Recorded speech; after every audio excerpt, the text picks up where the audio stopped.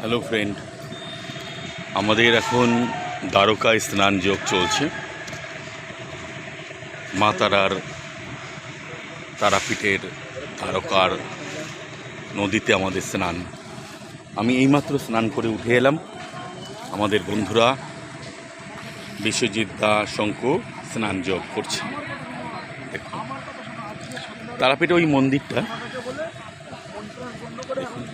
আজকে স্রোতটা একটু কম আছে। দ্বারকায় ভীষণ স্রোত বয়ে চলে। এর পাশেই তারাপীঠ মহাশ্মশান, এর পাশের ঘাটটা হলো তারাপীঠ মহাশ্মশান। আমি সদ্য এইমাত্র স্নান করে উঠলাম। হাই বন্ধুরা, সবাই কেমন আছো? জয় জয় তারা, জয় মা তারা। আমি সকলের মঙ্গল কামনার জন্য পুজো দিয়েছি। সকলের মঙ্গল হোক, সকলেই ভালো থাকো, সুস্থ থাকো, এই শুভ কামনা সকলের জন্য রইল। জয় মা তারা, জয় মা তারা, জয় জয় তারা বল, তারাপীঠে চল।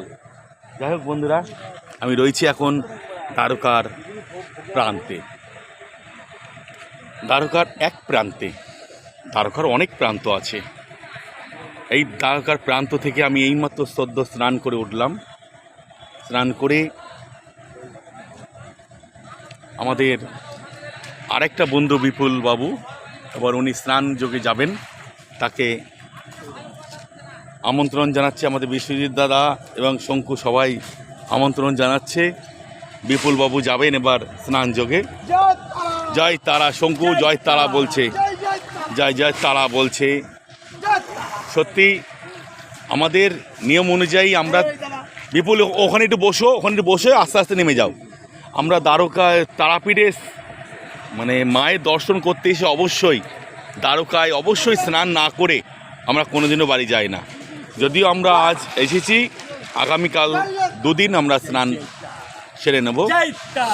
খুব সুন্দর পরিবেশ, জলের স্রোতটা বয়ে একটুখানি কম আছে, তা ভালোই স্রোত আছে। না না বিপুল, কোথাও যাবা না, এই পর্যন্ত। আমাদের 3 সফর সঙ্গী তারা স্নান যোগ করছে।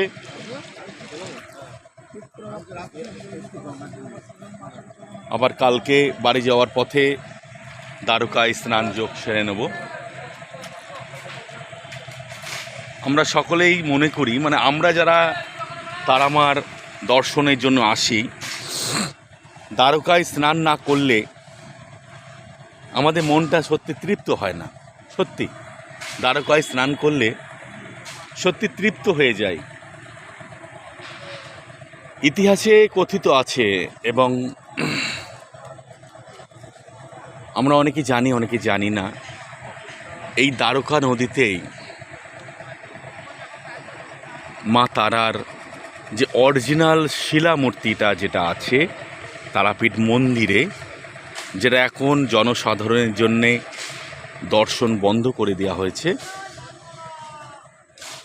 সেই শিলা মূর্তিটা এই দ্বারকা নদীতেই পাওয়া গিয়েছিল। আমি হিস্ট্রিটা এটা বলি, যখন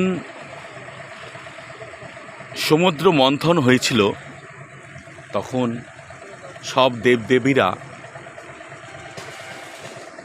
অমৃত পান করতে গিয়েছিল, কিন্তু আমাদের দেবাদিদেব মহাদেব বাবা ভোলেনাথ সবার পরে অমৃত পান করতে গিয়েছিলেন, কিন্তু তিনি অমৃত পান করতে পারেননি, তিনি বিষ পান করেছিলেন। সেই বিষ পান করার জন্য আমাদের দেবাদিদেব মহাদেব সারা শরীর নীল হয়ে গিয়েছিল।